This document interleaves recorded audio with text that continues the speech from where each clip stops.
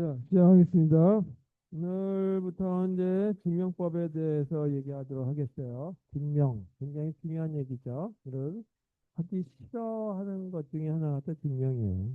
살다 보게 되면 뭐 한 거 증명해봐. 그런데 뭐 하나 물어내려고 그러면 뭐 하나 이제 받으려 그러면 특히 정부기관 같은 경우는 너가 입증해봐라 하는 경우도 있는데 그런 경우하고 하나 논리적이라 해야 된다는 얘기예요. 그래서 그 논리적인 걸 하기 위해서 논리학, 수사학에서 얘기했던 그런 개념이 수학적인 어떤 배경하고 연동해서 얘기하게 되겠죠.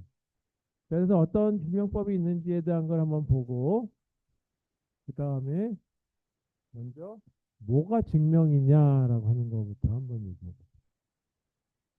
증명이라고 하는 거는 그냥 감으로 얘기해 보니까 그게 맞아요라고 한다면 그거는 의미가 별로 없어요.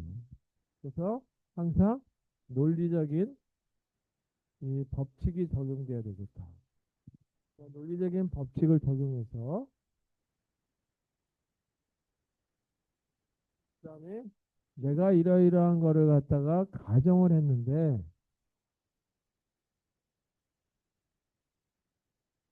이런 가정이 결론에 이르니까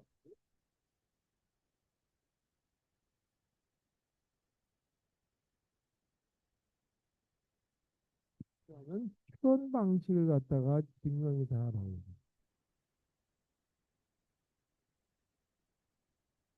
추론 방법 이거를 증명이라고 얘기하는 거죠. 그래서 이거는 무슨 얘기냐 하면 우리가 이 참 또는 거짓으로 나타날 수 있는 그런 어떤 이 문장을 갖다가 명제라고 얘기한다. 그래서 그 명제 또는 진리를 밝히기 위한 논증, 논증이 적절한지에 대한 적절하고 타당한지 입증하는 방법이에요.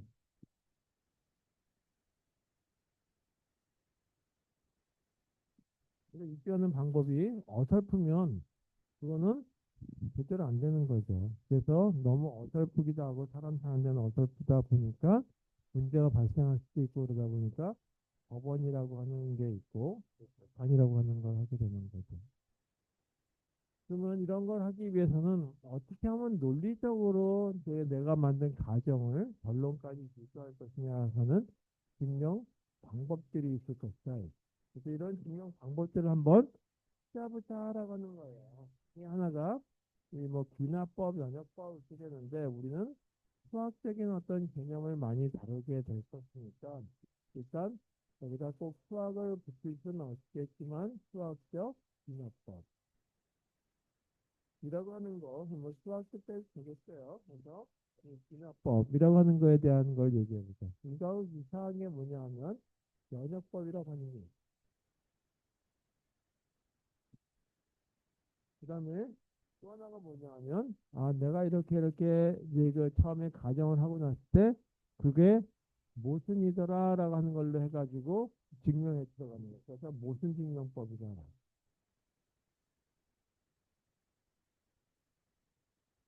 세 번째 방식은 아예 한 가지 한 가지 모든 경우를 다 결과를 자료를 집어넣어서 증명할 수 있는 거 얘기했죠. 그래서 그걸 직접 증명법이다.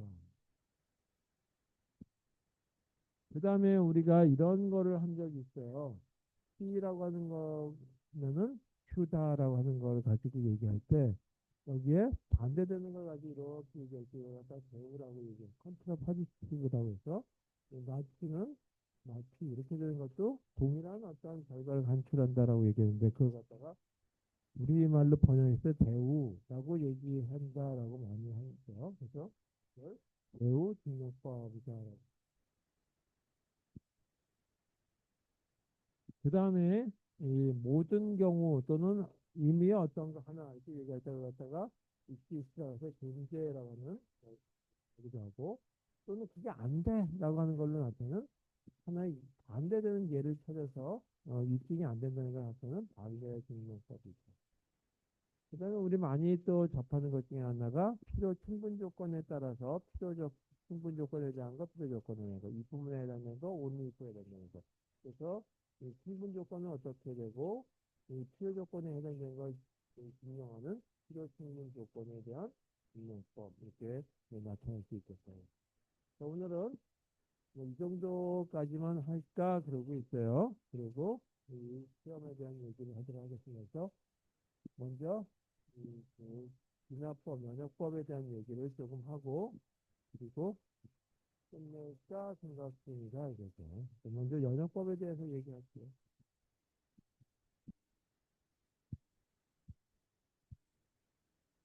면역법하고 진화법이 유사하긴 한데 이건 영어로는 비정치학.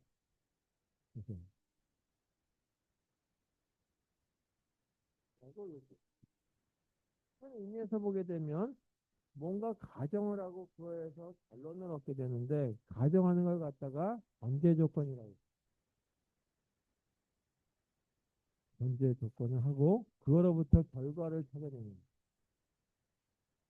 그래서 전제 조건이 분명히 결과를 맞아떨어지게 만든다는 거죠. 그 전제 조건이 이게 추가되면 이것도 추가되도록 이렇게 만들어지는 이런 과정 이걸 갖다 연역법이다라고 얘기했죠. 예를 들어서 한번 먼저 정의부터 볼게요. 전제 또는 이제 그 가정 전제가 이 결론을 뒷받침해 준다. 하여튼은 그 어떤 그 증명법이 연역법이다. 자, 여기 드린 자료를 보게 되면 이렇게 되죠. 전제 조건을 보게 되면 첫 번째 조건 중에 하나는 항상 이제 그 죽는다는 얘기가 나오면 대표적으로 꼭 나오시는 분이 있어요. 소크라테스. 그 얘기가 이제 꼭 나오죠. 먼저 모든 사람을 죽는다.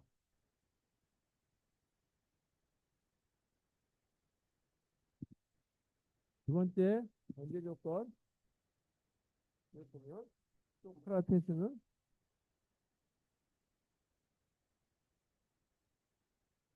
사람이다. 자, 이렇게 두 가지의 전제 조건을 달았더니 결론을 보게 되면 뭐라고 결론을 주시냐면 소크라테스는 죽는다는 얘기.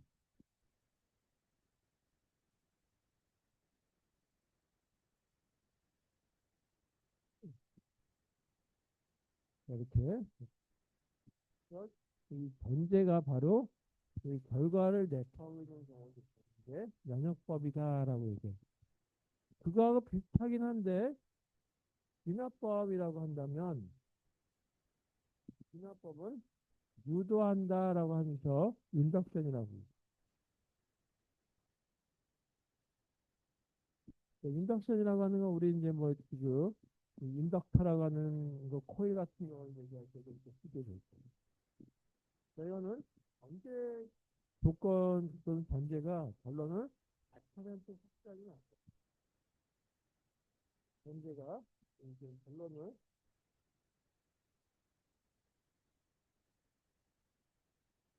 참여될도록 높이는 방식이에요.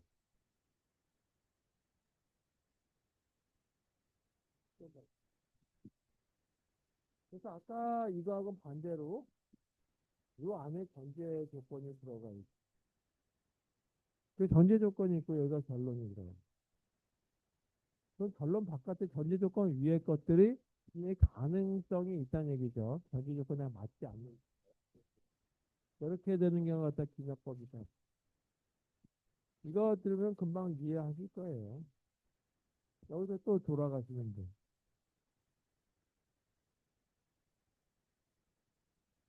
소크라테스는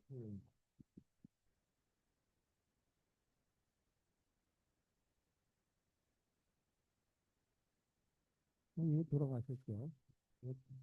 아마 이제 죽이지 않았으면 지금까지 살아있을지는 모르겠지만 돌아가셨죠. 두 번째는 아리스토텔레스.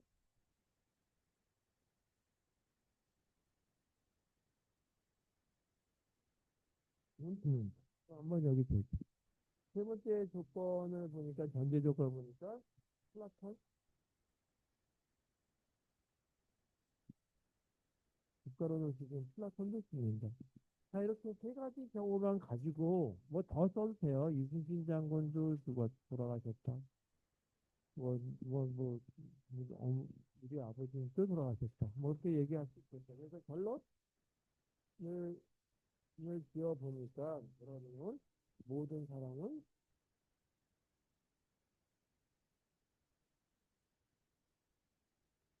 죽는다. 근데 진짜 모든 사람이 다 죽는지 봤냐? 모든 사람 다 조사해 봤냐? 라고 한다면 그거에 대해서는 좀 알쏭달쏭하죠. 확실치 않죠. 그래서 이와 같이 이 결론을 유도한 과정에서는 가능하면 이 가능성은 높여주는데 그렇다 해서 100% 결론이 요 전제 조건 때문에 맞지는 않는다는 얘기예요. 그 중에 하나가 대표적인 경우가 뭐냐면 그 수면조 역설이라고 하는 게 있어요. 떠나는데 그렇다면 수면조 역설,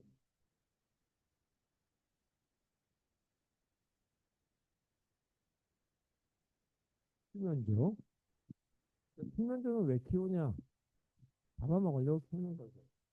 그래서 이걸 갖다가 때려가는 사람이 예전 역대로 역대리다라고 써 있어요. 하나도 없어. 이거를 보게 되면 아침에 뭐지 이거 한 30일 전이라고 얘기해 보세요. 30일 전부터 칠면조를 키우기 시작해가지고 아침마다 먹이를 줘요. 1일 날 먹이를 주고 그리고 칠면조를 잘 받아 먹었어. 이틀날도 또 잘 받아 먹었어. 두 번째 때. 그래서 1일 먹이 줘도 2일 먹이 줘도 그래가지고 29일까지 먹이를 제공했어요. 이 30일째 보니까 칠면조가 오늘도 먹이 잘 주겠지라고 했어요. 칠면조 생각이 주인이 나타나니까 먹이 주는 줄 알고 꼬르륵 뛰어갔어. 응. 생각이 먹이 줄 줄 알고 먹이 줄 것으로 생각했는데 이날따라 칠면조를 갖다가 먹이는 안 주고 칼 들고 와가지고 칠면조를 죽여가지고 잡아먹더라 이거예요. 그래서 이와 같은 경우는 여기까지는 잘 맞아떨어져서 내일도 먹이 줄 줄 알았는데 안 준 거야. 결국은 누구 죽고 해가지고 결국 안 죽는 사람도 아무도 모르지만 한 사람이 있을지 모르지 모른다 이거죠. 그런 경우를 갖다가 실명주의 역설이라고 얘기하죠. 그래서 사실 이 얘기를 항상 저는 기납법이라고 하는 걸 볼 때마다 저는 이제 사회생활 하다 보게 되면 꼭 느끼는 건데 아는 사람이 더 무서워요. 여기도 잘 모르는 사람은 자기를 갖다 건드려 뒤통수를 칠 수가 없는데 여기 보게 되면 이걸 볼 때마다 뒤통수 치는 건 꼭 아는 사람이다. 그러면서 살면서 조심하시라고 제가 말씀드리는 겁니다. 또 이걸 갖다가 조금 더 우리가 이제 수학적인 어떤 배경으로 했을 때 그걸 갖다가 수학적 기사법이라고 얘기하죠. 그래서 수학적 기사법에 대한 거는 고등학교 과정에서 중학교 과정에서 어떻게 배웠나? 하여튼 부터 시작해가지고 증명하는 걸 갖다 쭉 했는데 그거에 대한 거는 다음 시간부터 하도록 하겠습니다. 오늘 여기까지만 하고 시험에 대한 얘기를 좀 할까 그러고 있어요. 원래 시험은 이 증명법까지 다 하려고 그랬어요. 근데 이 불행하게 계속 녹화도 잘 안 되고 또 연휴도 끼고 뭐 그래가지고 이 시험에 대한 거부터 한번 중간고사에 대한 얘기부터 범위부터 얘기할게요. 그래서 중간고사는 이 아까 얘기한 대로 추의 표현까지만 할게요. 그래서 논리적인 어떤 거 하는데 여기 수의 표현하기 전에 뭘 했냐면 논리회로라고 하는 이 논리 식에 대한 거, 논리회로, 그리고 이뭐 최적화해주고 하는 것들 했었죠. 그래서 이 부분에 대한 것들을 조금 다뤄보도록 하겠습니다. 그래서 이 부분까지 집중적으로 하고 앞쪽에 보게 되면 뭐 이산적인 개념이니 뭐 그런 얘기 조금 나오고 논리와 명제에 대한 얘기 조금 나오거든요. 그래서 이게 이 논리와 명제에 대한 얘기를 다루면서 뭐가 더 추가됐냐면 논리 회로라고 하는 게 들어갔죠. 그래서 이렇게 포함해서 이 세 가지 부분에 대한 걸 가지고 시험 범위를 정하도록 하겠습니다. 그래서 다시 꼭 일례로 수업 같이 돼버렸어요. 중간고사 시험 범위는. 다루도록 하겠습니다. 그리고 이 시험 장소가 여기가 아니고 장소는 코스관인가요, 이거요? 그래서 218호인데 제가 가보지는 않았어요. 그래서 여기 이 확인을 제가 해봤는데 여기 218이었는데 다시 한번 이 확인하고 공지사항에 올리도록 하겠습니다. 일단 218일 호사라고 하는 걸로 확인하시고 이 준비물 다 접하신 대로 말씀드렸던 대로 학기 초에 이 책하고 이 필기한 거 이용하시면 되겠어요. 그리고 IT 기기만 갖고 오지만 않으시면 되겠습니다. IT 기기. 책은 어떤 책이든 상관없고 권수도 상관없겠어요. 갖고 오시면 되겠습니다. 시간은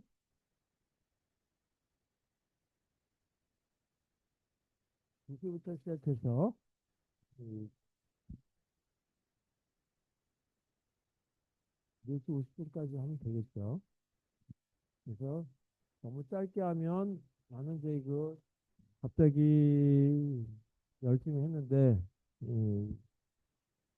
머리가 혼동이 좀 올 때가 있어서 그래서 오픈북하고 오픈노트를 사니까 여기 2시간 50분, 저희 3시간 동안 하시면서 교수는 뭐 내가 시간이 모자라서 못 풀었다라고는 아쉬움은 없지 않겠느냐라고 생각하고 있습니다. 이렇게 생각하는 걸로 시험을 보려고 그러고 문제를 자꾸 몇 문제 낼 거냐고 여쭤보신 분이 있는데 대략 아직까지 문제는 안 냈지만 그 다섯 문항일 수도 있고 아니면 네 문항일 수도 있겠지만 그중에 1번 그럼 1번에 작은 1번 작은 2번 뭐 그런 식으로 들어갈 수는 있겠어요. 근데 관련된 걸로 1, 2번 예를 든다면 이런 식이 있겠죠.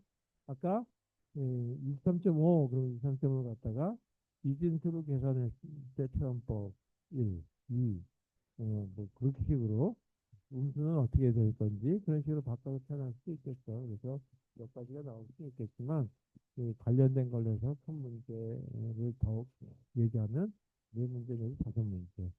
그 다섯 문제 내게 되면 한 문제당 20점짜리로 들어가고 그러면 네 문제를 하게 되면 25점짜리 들어가고 뭐 이렇게 되겠죠. 그래서 또 채점하고 나온 부분 점수 있냐 그러는데 부분 점수 당연히 드리죠. 그래서 가능하시면 그 오픈북이고 오픈노트니까 100기 내시는 경우는 없지 않겠지만 가능한 한 노력해서 최대한으로 작성해 주셔서 제출해 주시면 좋겠어요. 물론 채점할 때 빽빽하게 적으면 채점하기 힘들 수도 있는데 글씨만 또박또박 써주시면 고맙겠습니다. 큰 문제 없을 것 같고 그렇게만 하시면 되고 답안지하고 그런 건 제가 다 드리도록 하겠습니다. 혹시 또 시험 관련해서 질문 있으세요? 없으면 그리고 시험 보는 동안에 화장실 이렇게 가시는 분들이 있거든요. 갔다 오시면 돼요. 부정행위 하시는 거라고는 믿지 않는데 또 혹시 또 불편하게 할까봐 다른 사람들 나는 잘했는데 옆에 못했다. 그러면 또 고발을 또 잘 해주시더라고요. 그래서 그렇게 하시면 고발하시는 경우는 많이 돼서 그것도 참고했어요. 그리고 이 강의실이 여기 71명인데 거기가 90명 정도밖에 못 들어가는 강의실 같아요. 그래서 어떤 분은 이렇게 같이 앉으실지 모르겠는데 그래서 옆에 분 성함도 한번 적어보라고 그래요. 그래서 초점을 또 고려하기 위해서. 질문 있으세요? 그래서 가능한 철저하게 감독하려고 그러는데 이 감독을 저 혼자 해야 되기 때문에 또 이쪽에서 질문하면 저쪽은 또 안 보일 수가 있거든요. 그래서 그런 거는 그래서 옆에 분이 제가 이쪽에 질문할 때 옆에 분이 저쪽에서는 뭘 하더래요. 뭐 이렇게 얘기해 주시면 되겠어요. 질문 없죠? 여기서 오늘 여기까지 하고 오늘 한 건 녹화가 잘 되기를 이제 기대하겠습니다. 수고하셨어요.